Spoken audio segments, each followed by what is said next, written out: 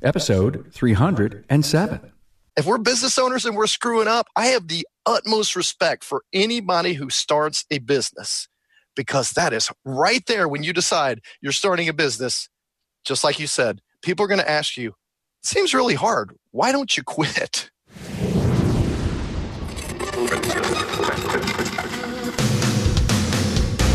Welcome, aftermarketers, to Remarkable Results Radio.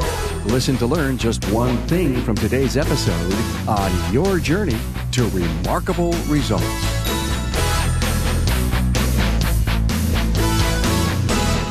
Welcome, automotive aftermarket professionals, to episode 307 of Remarkable Results Radio. Hey, in this episode, enjoy some entrepreneurial talk with Chris Cloutier, and I promise an insightful discussion of the entrepreneurial struggle.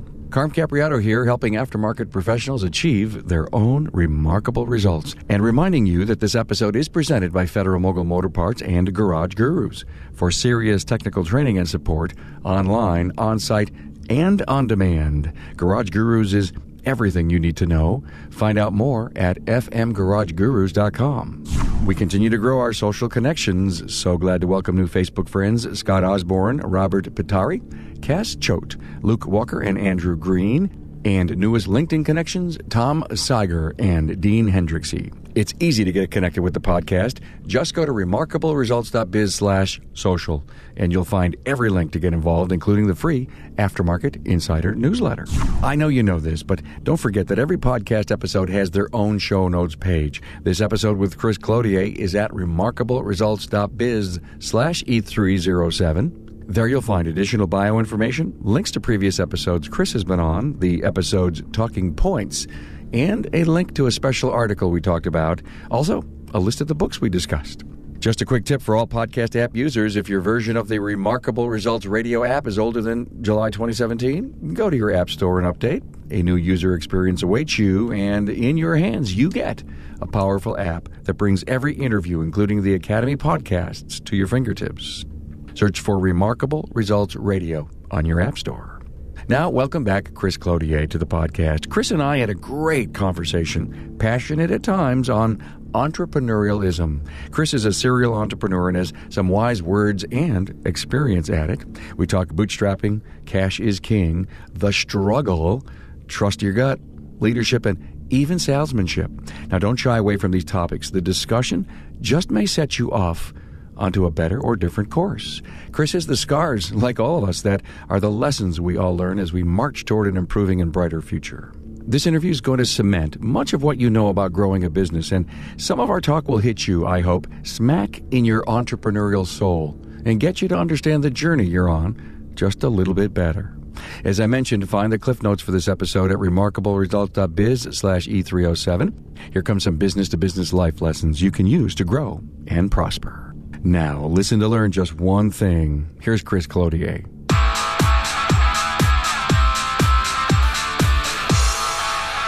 Hey, a warm welcome to Chris Cloutier, serial entrepreneur. Yes, business manager, owner of Golden Rule Auto Care, the architect and the president of AutoFlow.me, former software engineer at Southwest Airlines, former president of Lone Star Auto Repair. You studied all this stuff at the University of North Texas. So I think you're qualified to be a serial entrepreneur. Been one my whole life. Just didn't realize it till recently. Yeah, and you also own some other businesses. You were in partnership with it, or maybe have stretched your dollars some other places. I have. I own real estate. I own part of a bar in San Francisco. I own actually part of another auto repair shop in California. Yes. I like to own things. Okay, great. Well, that's why you're here. We want to talk about, Chris, the whole entrepreneurial thing.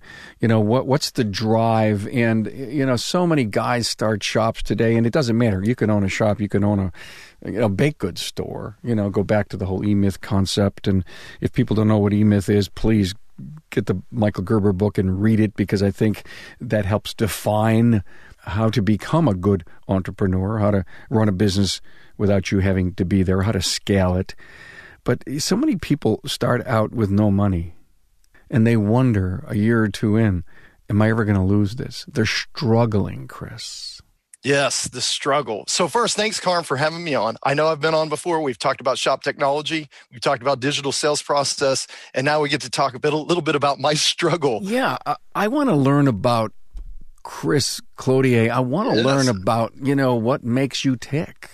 And that struggle is that. So it's funny. I was just listening to your 300th episode, and I was listening to your endless desire for improvement. Not only, hey, what's the next thing, right?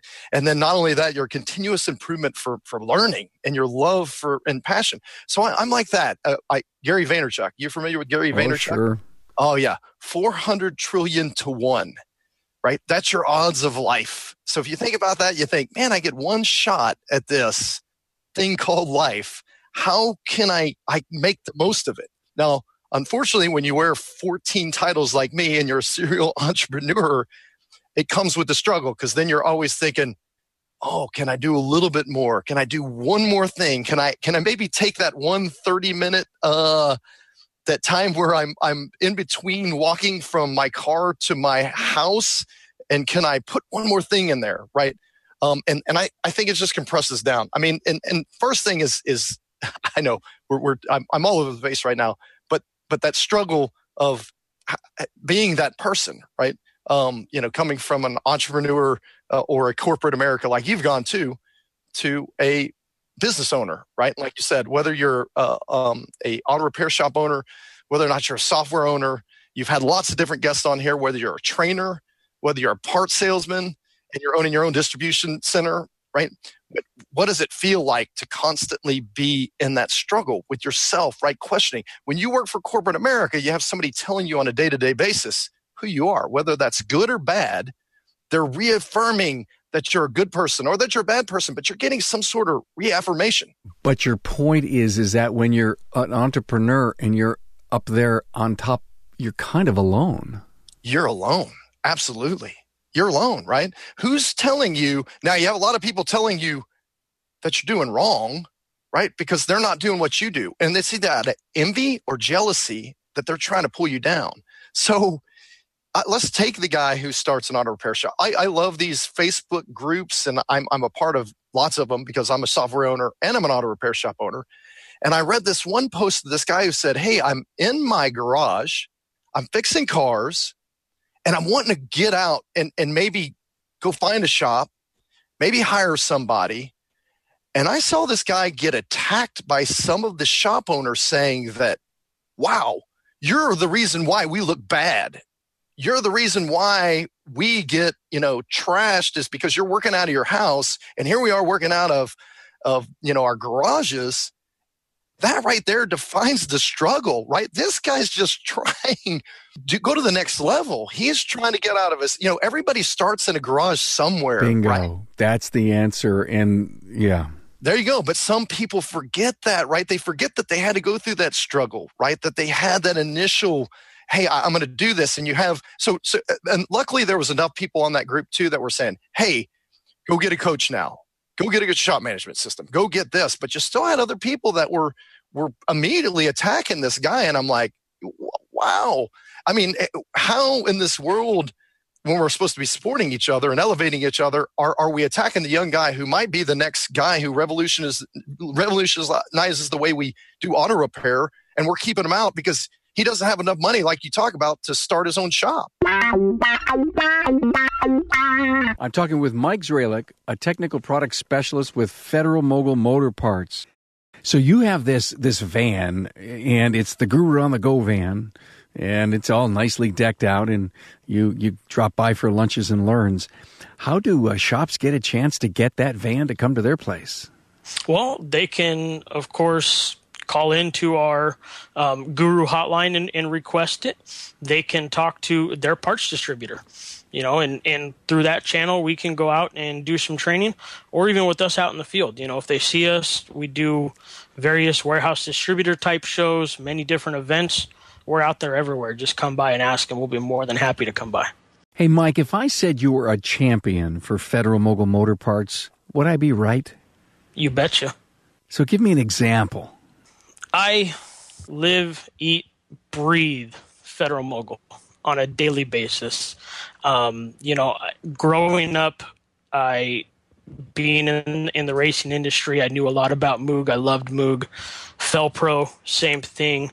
To go out and be able to talk about a company this big, this strong, it makes me happy every single day. Yeah, I'm so excited to do it on a day in and day out basis. What are technicians saying after you're done with your presentation? When can you come back? They want more day in and day out. They want more, and you have more to give. You've got so many key product lines in the industry. Oh, we have a ton of product lines and a ton of training that's available, with those product lines and on a technical side too. How dazzled are the techs to see that compression-loaded ball joint with the pre-installed integral dust boot? They come unglued. They are so excited about that because less frustrations. They've been dealing with issues in the field of damaging that boot during installation, and it makes it so much easier to put in. And it's a beautiful piece. Federal Mogul Motor Parts' Garage Gurus is your go-to source for the vehicle training, technology, and answers you need to keep your next job on track. On site, online, or on demand, the Gurus are here to help keep your business and your career on the road to success. Visit fmgarageguru.com. We did a Town Hall Academy on starting your business, and one of my opening lines was, we have to help. It doesn't matter if we want to call them the millennials who want to start or the 30 or 40 somethings that want to start. And my answer, in the reason that I said that, who's going to take over for the 60% of the boomers who own shops today? Are we going to just fall away? Wait a minute. These are wonderful opportunities to sell your business. But we have to help. We have to stop being negative. We have to go out and embrace, open our arms and say, oh, by the way, okay, do this. But you got to do it smarter than we did. Let me help you. Agreed. We have to help, right? But we also have to realize that, and remember, we went through the struggle, right? Some of us are still going through the struggle, right? And I gave you that link and you're going to post it on the podcast. But I mean, some of these lines I pulled from the struggle. The struggle is when people ask why you don't quit and you don't know the answer. You just have that passion to want to go. My favorite one is when you go on vacation to feel good and you feel worse, because you're thinking about the struggle, right? You try and get away, but if it's truly in your core of what you're going to build and what you're going to do, you don't get away. Chris sent me this incredible article by Ben Horowitz called The Struggle. It is a very, very powerful but very short read. And if you have ever thought about owning your business, or you have owned your business, or you are successful today, you can relate to this in so many ways. And if you're just starting, there's some great visionary ideas in here to prepare you for sometimes how lonely it can be at the top. And it almost says, hey, like you said, when you go on vacation to feel better, you actually feel worse. I've been there. That's me. That's my software company right now. It is in my auto repair shop is doing well. I've built my structure there. My software company it's in a struggle, right? And it's a good struggle, but it's still a struggle, right? And I could even say that my auto repair shop, it's still a struggle, because it's never, when I say that and people say, oh, you're an absentee owner. No, I'm not. I'm still managing and directing that ship. I'm still doing weekly meetings with my managers. I'm still doing monthly meetings with my employees. I'm still checking the numbers on a constant basis, right? I'm still measuring the metrics. I'm still going in and fixing things when they need to be broken. I'm just not there all the time, right? I'm on to a new struggle, a bigger mountain. That's what we do, Carm. I know. One of the other great lines from here, the struggle is when food loses its taste. Turns gray in your mouth. I know. And that means that you're so overwhelmed that you're just eating because someone told you have to eat to stay alive, but you're not enjoying a damn bit of it. And it almost relates to the fact that if food doesn't taste good, you're not having any fun in your business. Right. And you starting your podcast, once again, 300th episode, I know you went through that struggle, right? You had no idea what you're going to do. You're just going to do it. And I'm sure you had naysayers and you had other people who elevated you, but it didn't matter because it was in your heart that you knew you had to go through the struggle. Another great line, Chris. I mean, I don't mind covering a couple of these because I think it makes for great listening. The struggle is when people ask you, why don't you quit?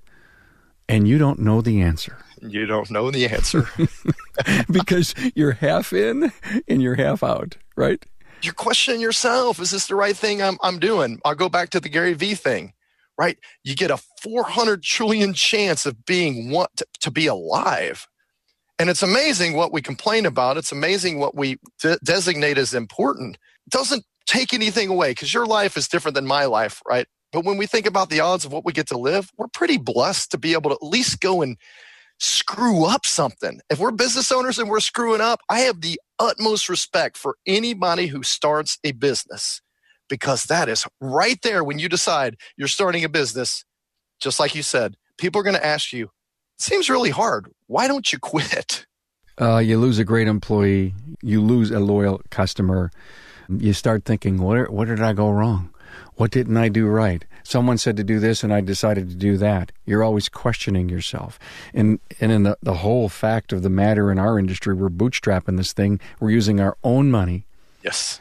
And, there's no big venture capitalists that are going to help $1 million shop owner, well, a startup guy, maybe $300,000 to start. You're borrowing from Peter to pay Paul, and that's what makes it so difficult. I just did a great interview with Kevin and Lisa Eckler in Poughkeepsie, New York, and he was a tech for 20 years, and then he saw the light. He realized he went to a class, hired a business coach, and turned his business around, and it's only been the last 3 years, and he shares a great story. I was the greatest tech in the world and the worst business person in the world. He gave away too much. He never collected some of his money. I'll pay you Friday. He tells all these great stories that you have heard over and over again. The listener of this podcast has heard over and over again. And some person asked me the other day, so why? With all the great wisdom that's going on, with all the things you're helping people learn, people are paying it forward with their stories and their thoughts. Why do some people still continue to do the same thing every day, Chris? I agree. Part of that struggle is understanding where you are in that struggle. I'm going to switch topics, right? As a business owner, as an entrepreneur, I think that we don't realize our job isn't to make a job or to buy a job or to be the job. As an entrepreneur first has an idea. That's what entrepreneurs, they have a crazy idea. They're wild, they're crazy, and they're the BHAGs of the world, right? They don't care. They're going to change the world.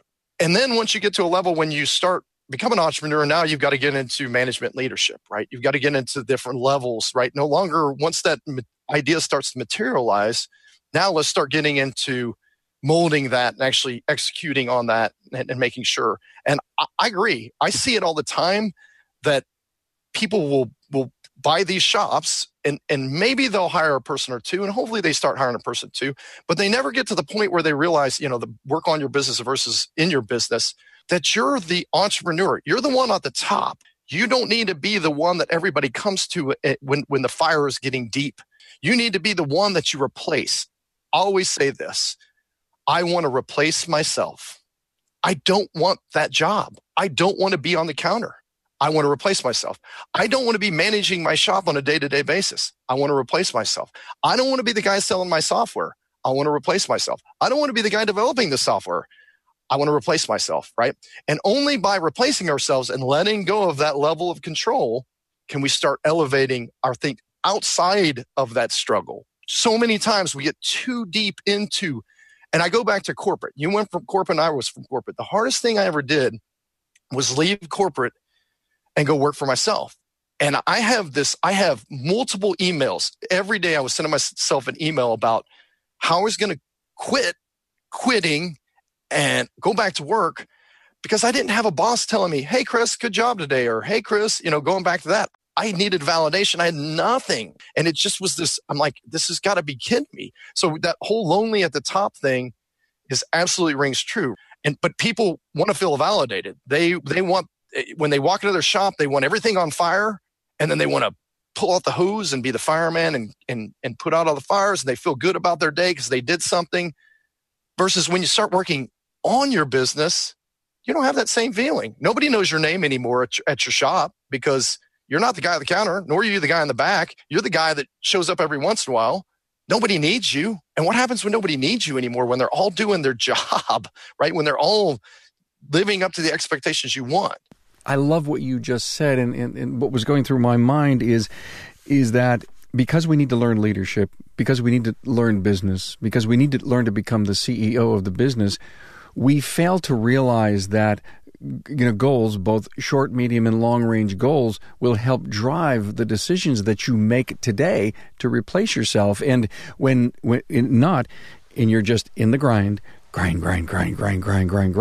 you never have a chance to know that that's part of what your job is, and why I think it is so important today at the service professional level to hire a coach, because that coach will help pull you way up and out. It's like, I want you to look at your business from this 180-foot view, not from the 8-inch view that you have every day.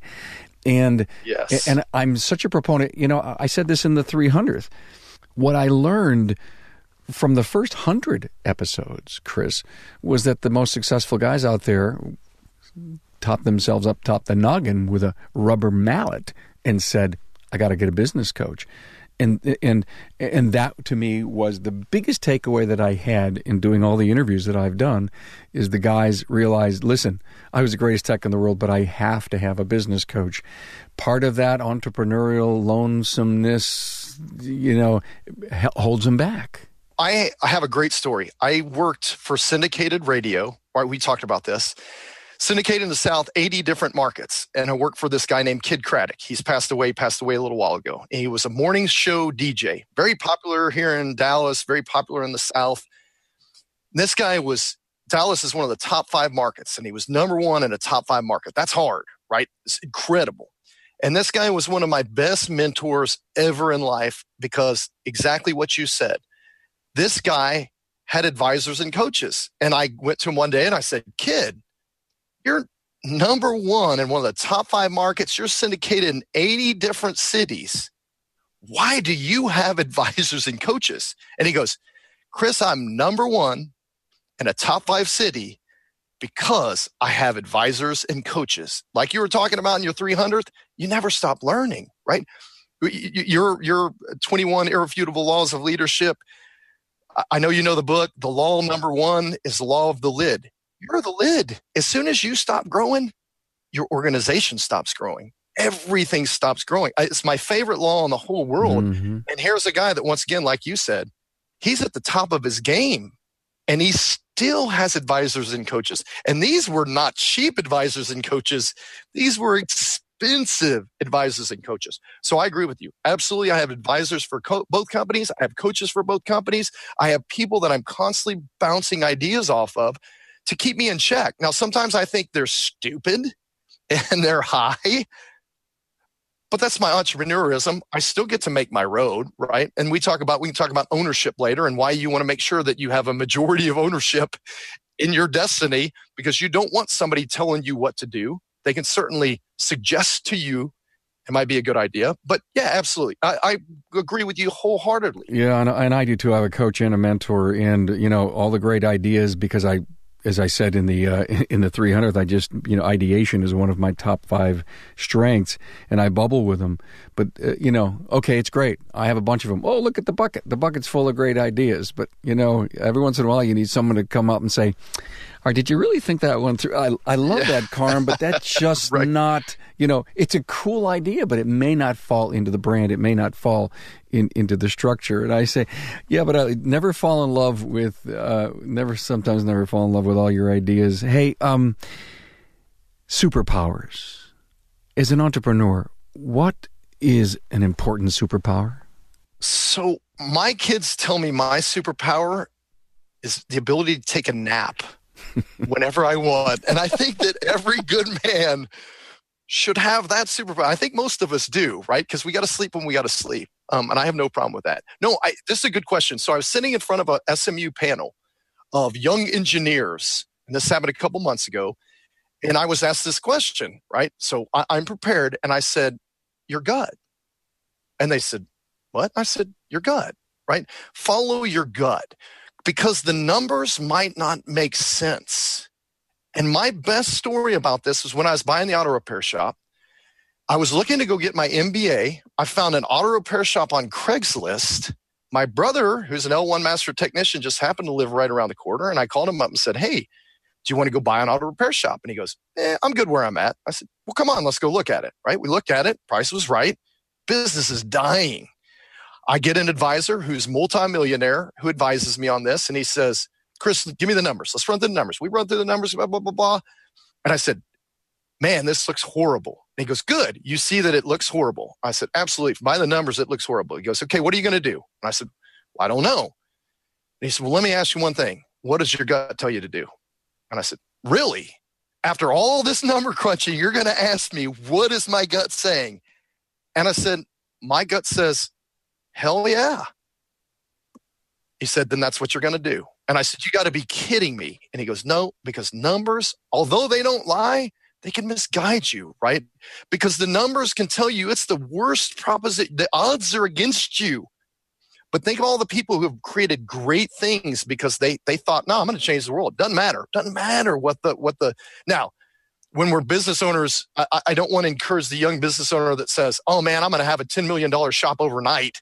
And he doesn't have a business coach and he doesn't understand what he's getting into. I understood what I was getting into, right? I knew the numbers were bad. We put a business plan in place. We put a marketing plan in place. The numbers just didn't add up at the time. So my gut, and I think that's it. I think that an entrepreneur, I think that people in general, right? It's your gut has to tell you where it's going to go. Your head's going to lie to you and tell you that's a big risk. I don't want to do it. But your gut's going to be the barometer to say, yeah, we should go that direction. Absolutely. You know, it's amazing how similar you and I are. I think we are. Really, because I've always listened to my intuition and / gut, however you want to say it, gut or intuition, and that always was my guide. And you know, Chris, when you have good gut instincts, good intuition, is when you don't do something. You got it. And later you find out you made a mistake. You didn't listen deep inside. We had a third brother that was going to invest with us. And he looked at the numbers and he said, I'm out. Not going to make it. It does not make any sense. I said, we're going. He goes, I wish y'all the best of luck. Now he's going, man, why didn't y'all tell me? I guess we tried to. Right. Law of intuition. Another one. 21 irrefutable laws of leadership, law of intuition. It's a great one, right? I think if anybody, that's another book. And I know you're an avid learner and an avid, and I've seen the book, the lists of books that have been passed around. I tell you, if you're an entrepreneur and you're not reading a book a week, a book a month, if you're not reading a book a year, then you're not. So to me, books are wisdom. They're somebody else's journey. It's not going to be your journey. But God, you can learn so much without having to make the same mistakes that they made by just reading about their journey, right? So I'm a big avid reader. I believe it. Readers are leaders. Leaders are readers. I tell my daughters this every day.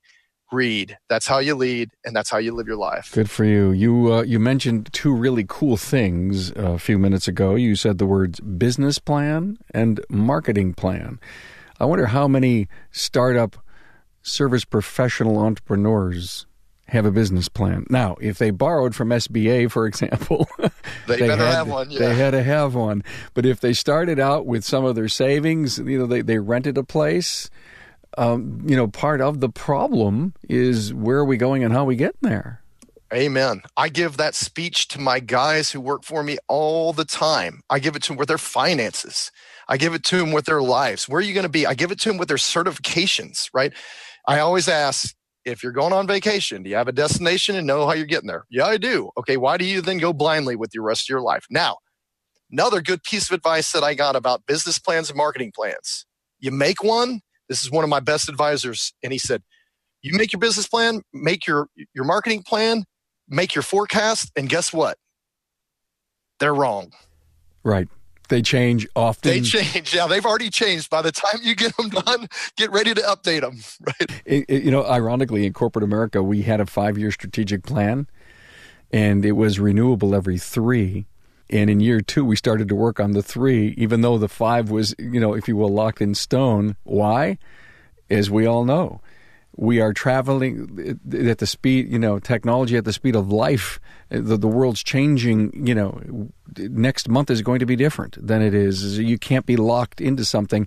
It needs to be organic, flowing, ever-changing, but it is still in all. If you don't have that vision that you can share with the rest of the world, I'd love to come to work for an upstart owner who says, hey, let me tell you where we're going and how we're getting there. Let me tell you what my plans are. Would you like to be part of this? Yeah, I tell you, so, and it's funny, I'll take the auto repair shop versus the software. Auto repair, I'm not saying that that's not difficult, because it's difficult, but I'll tell you this, it's kind of like the VCR. There's product maturity already there. So a VCR, you got a play button, you got a rewind button, you got to have a pause button. And in order to be in the VCR game, you have to have these components on the VCR. If you listen to all 300 of your podcasts and you open up an auto repair shop and you apply 60% of what you learn just from listening to your podcast, you will be successful. There's nothing revolutionary about auto repair. There's just not. It's been around for a long time. It's going to be around for a long time. So they say. We'll see. But all you got to do is make more right decisions than wrong decisions and listen to what other people are already doing. Now, software, when you're developing a product that doesn't have maturity, right? Because the whole digital landscape of what that whole back office or whatever, we're calling the workflow, the add-on to the SMS for the digital inspections and all the things that go on with that playing field is still pretty wide open, and there's no maturity. There's no VCR made there yet. So you got one company where you just got to kind of listen to other people, and you got another company where I'll tell you this, my business and marketing plan change daily on this. Constant fluctuation in software because the speed of life. I heard Bill say that earlier in your 300 episode, right? Technology changes the speed of life. I love it. And that's absolutely true. So you're in constant change mode. I mean, you talk about, once again, a struggle when things are constantly changing underneath you and your land's constantly shifting. Whereas auto repair, once again, if I follow CARMs, if I listen to 300 episodes and I follow 60%, I am guaranteeing you success. Guaranteed. I mark my words, right? I will invest in your auto repair shop if you can tell me you're following 60% of CARM's podcasts. I know it works because I get all kinds of emails. Absolutely. All kinds of direct messages on Facebook. I smile like a proud papa, and I'm going to be a grandpa here this year. And congratulations. But all of my children, if you will, the listeners of the podcast, who communicate with me, because I encourage them, carm@remarkableresults.biz. Let me know. And actually, I've been starting to save them almost as a really cool little, testimonial thing. One day I'd just love to publish and let these guys, I don't want to expose some of the people that have said, some really nice and kind things. The common denominator is they're learning something. Hey, we both talked about this book the other day, Tools of Titans, right? Oh, yeah, we did. Book. So one of the things that I picked up, that one of the guys, I don't remember his name right now, but he said, my goal is to help 1 million people. If I can help 1 million people, I will get everything I want. And I think, oh my Lord, what a profound statement. Who am I going to help today? Right? Versus what am I going to do for myself today? What am I going to do? Who am I going to help? Right? Like you're doing right now with your podcast. Who am I helping? Right? Am I fixing cars, or am I serving my community by providing a valuable service that truly is good? Software, am I providing something that, my passion is technology. I mean, that's where I came from. I've been a developer. I love technology and I hate it. Let me get that, it's a love-hate relationship, right? That's my passion. So me to be able to develop a tool that can get in people's hands, that they can use, that makes sense, that can change their business for the better. That's me helping, right? That's me helping change a industry for the better. We always say that we want the cream to rise, right? We want the one ship raises all ships, right? So it's just my philosophy that I'll never forget the day that when I was out visiting shops for corporate America, almost the impetus to start the podcast was what one shop owner said. And I walked into his place and I said, hey, how you doing? And I introduced myself and I said, so how's it going? And I'll never forget this. And it was years later that I started the podcast. But he held up a full-page ad from a big box store. And he said, "This is my problem."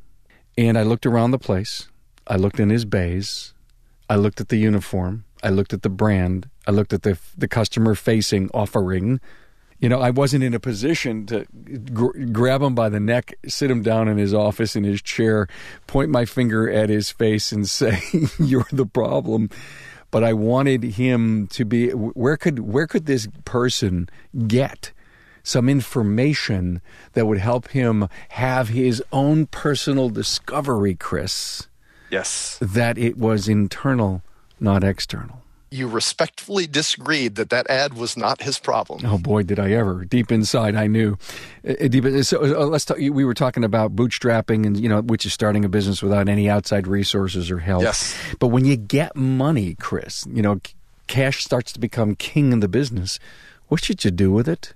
Hire good people, right? Good people aren't cheap. And we talk about this as owners all the time, that we struggle with this. Hiring good people. Look, if I'm going to multiply myself, right, or add to my team, I need to go find the best of the best. And we talk about it all the time, get the right people on the bus. But I'll tell you, everybody says that, but they want to get them for bargain basement prices.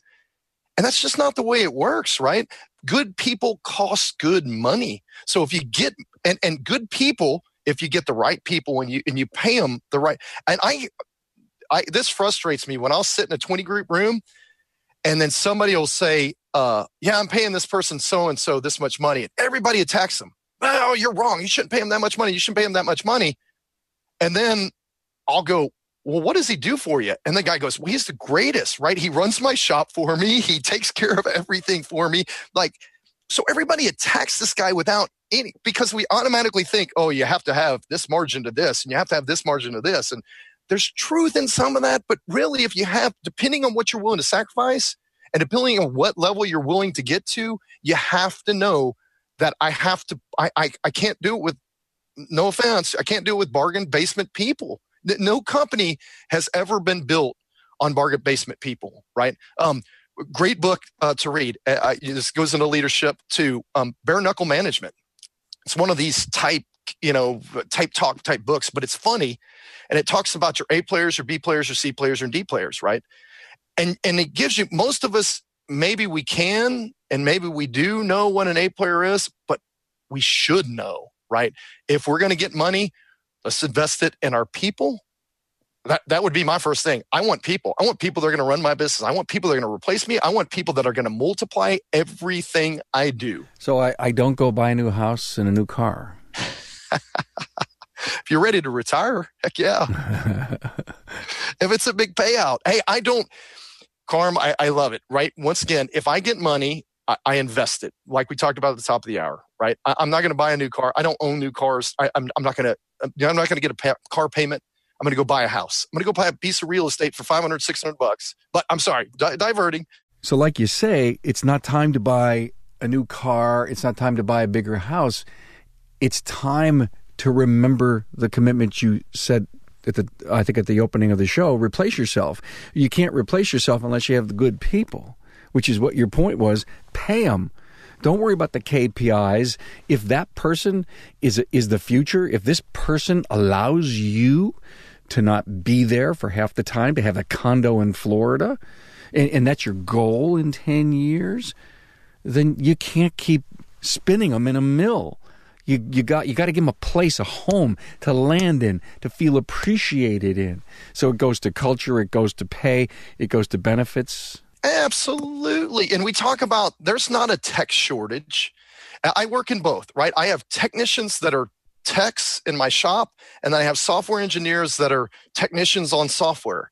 And I'll tell you, there's just as much of a shortage for good software people as there is for technicians, which just means, look, I've got several people that are in my shop that were under crappy auto repair bosses, and they were about to leave the industry, right? And I got a hold of them and said, hey, I'm going to train you. I'm going to spend money in training. I'm going to buy you 401k. I'm going to give you vacation time. I'm going to do all the things that you need to do to build you up, to make you one of the pawns or knights in my army or whatever you're going to be, right? I'm going to spend that money because I believe in you. I believe that you have a lot of the qualities that I'm looking for that are going to be awesome, right?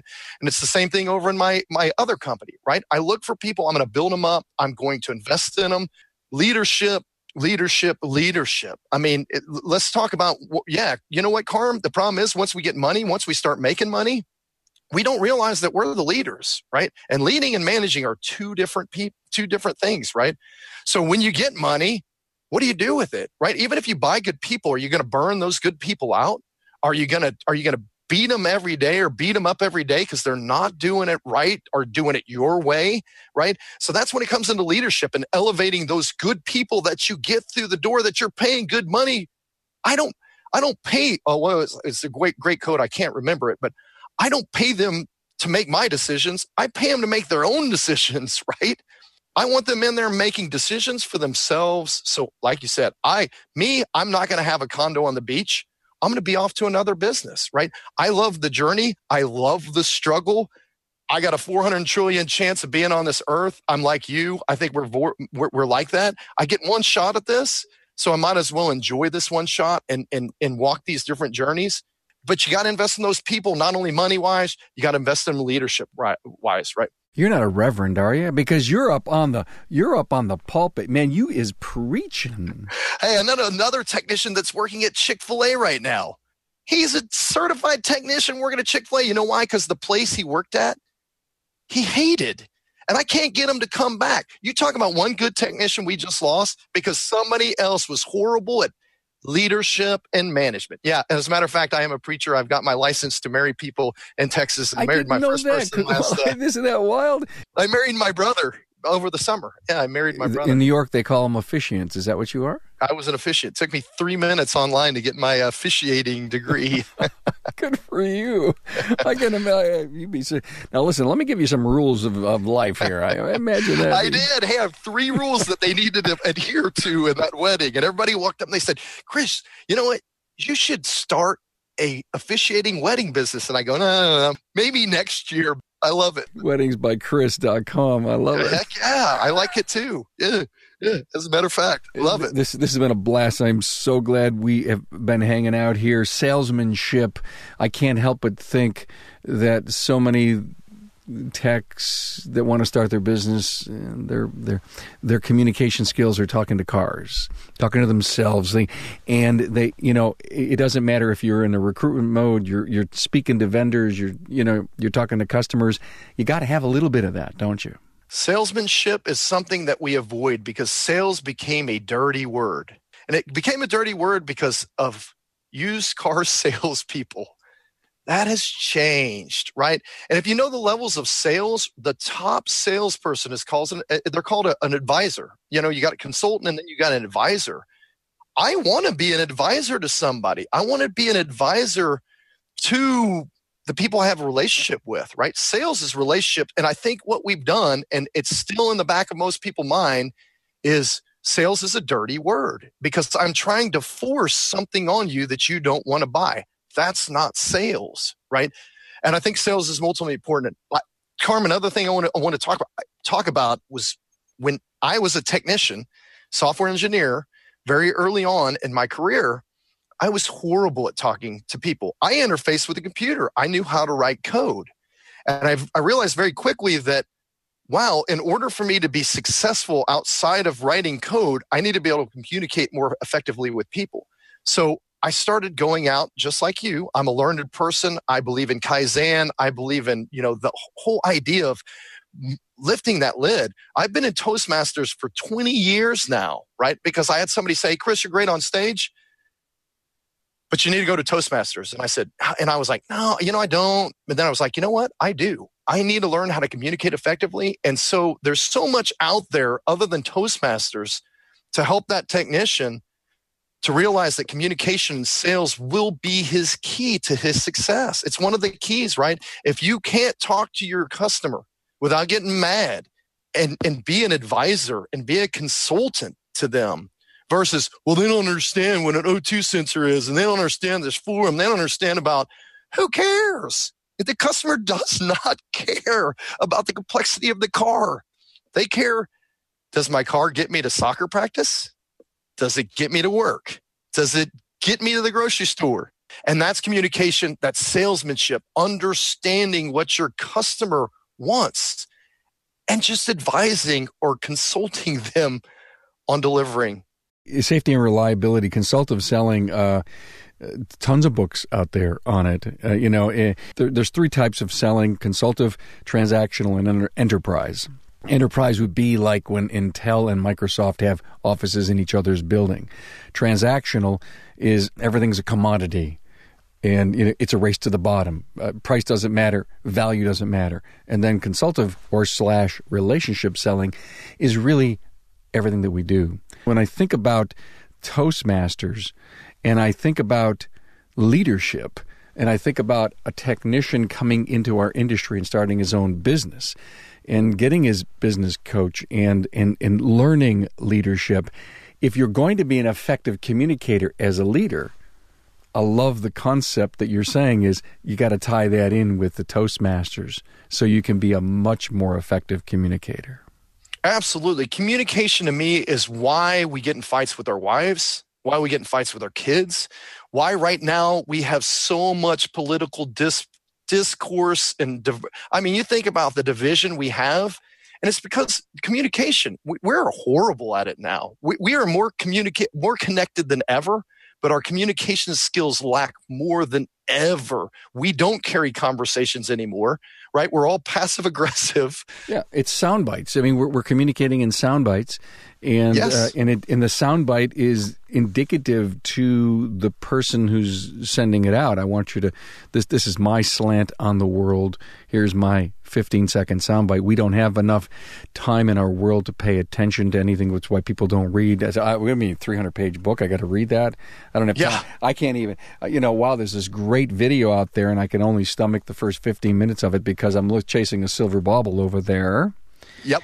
And the other big part, I don't mean to be up on my own soapbox, but the listening piece. We talk about communicating with the wife. It's about the listening part. Amen. In Toastmasters, one of the things they actually teach you is you have to listen and evaluate. There's a listener role. You're absolutely right. Communication, hey, that's why God gave us one mouth and two ears. Yeah, I know. And, we know those quotes. We understand that piece, and yet sometimes we fail to do the things inside our Constitution.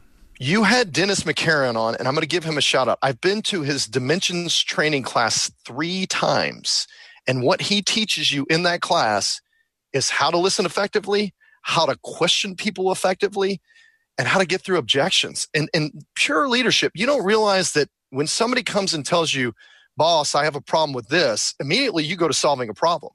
No, you don't. You ask them, hey, Carm, tell me more about the problem. And then you get deeper and deeper, and you're good at it because you interview people. So you dig down deep. And everybody else listens to 300 episodes, and they go, Carm, you're great at digging into people. And you are.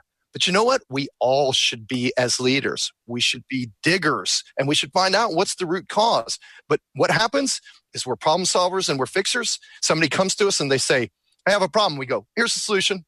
We don't ever give them any accountability. We don't let them think through the problem with us. We just give them, and it doesn't work that way. If you're going to elevate people, you're going to lift people, you have to empower them to solve their own problems, but you have to care enough to dig down deep and help solve those problems. There's some great tactics inside of the Town Hall Academy we did on communicating between the service advisor and the tech. One of the big takeaways for me, because every episode in my mind has one thing that bubbles up, and it was write a novel. And it was you send the work order back, advise, noise on left side. Yeah. And, here the person coming, well, I was making a left and it was on the off ramp. I was going 45 miles an hour, but the service writer never wrote all that down because they didn't really hear it. Correct. But it's the same thing we do, not with just customers, Carm. We do it with our people. We do, and we immediately dismiss, we fix problems, and we go on and we think, oh yeah, I feel really good about what I just did with that person. I just solved their problem. But we never asked them, Why is there a problem? Is there a deeper issue in there? Just like that. And listen for those deeper issues so we can actually help, like you said, with the service writer to technician. I mean, communication, once again, to me, if you're a master communicator in this world, I think that you own the keys to the kingdom. I think that from communication, you can not manipulate, but you can understand and you can help and you can change things if you understand them, right? If you communicate well enough, right? And we all have the problem. I'm so glad we hooked up here and did this. I think about all the great lessons that we've done on the podcast and all the great stories that have been told. But this episode almost like took bits and pieces of all of that, served it up in the Chris Cloutier way. I mean, bam, right in your face. This is it. I think there's a great lesson here about the entrepreneurial side. It's a cool, exciting word, but it's an awful lot of work, an awful lot of pressure, an awful lot of responsibility. It is. And if anybody listens to this, the one thing that I would want them to realize is that struggle, like, it's okay. Like, we all go through it. We should be able to talk to our peers about this struggle. And don't beat up the guy who's going through the struggle. Offer him an olive branch. Remember back to the day when you were struggling and offer that help, right? Versus, you need because we all go through it, right? And we're all entrepreneurs to some level. If you're a business owner, you're an entrepreneur. I want people who are going to water my grass, right? Fertilize my grass, however they do that. But I want fertilizer. I want water. I don't want somebody coming and trying to light my grass on fire or dig chunks of my grass out, right? So we need to think about that when we think you help people. Your podcast helps people. Going back to what I said earlier, right? The one guy, how many people? Can I help 1 million people before I die? If you could, wow, you could change the world, right? If you could just pick up a piece of trash when you walk down the street, what did you just do? What did it cost you? Nothing, right? And maybe somebody saw you pick up that piece of trash and then maybe they pick up a piece of trash. And that's the whole pay it forward thing, but I believe in it, right? But you got to do actionable items first. Supporting each other, realizing that we live in the struggle, right? The struggle is real. Hey, Chris, next time you have anything that you want to get up on that pulpit, would you come back and let's dig into this again? You got it, Carm. Absolutely. I love being on your show, man. I loved it. I felt the energy today, too. And I know you say every episode is the greatest episode, which makes me feel good. But I did appreciate it. I think we had some fire going on today. Thank you, man. Hey, thank you, Chris Cloutier. Thank you for your nice dose of passion and for sharing some great life lessons. We covered a lot of ground, so don't hesitate to listen again. If you want the key talking points, they are done for you at remarkableresults.biz/E307. Hey, thanks for listening to the Aftermarket's premier talk radio podcast. I so appreciate when you share the episode URL, the Aftermarket Insider newsletter, and any one of the social links to help benefit all aftermarket professionals. Talk soon, and don't forget, listen hard. Thanks for being on board to listen and learn from the premier automotive aftermarket podcast. Until next time,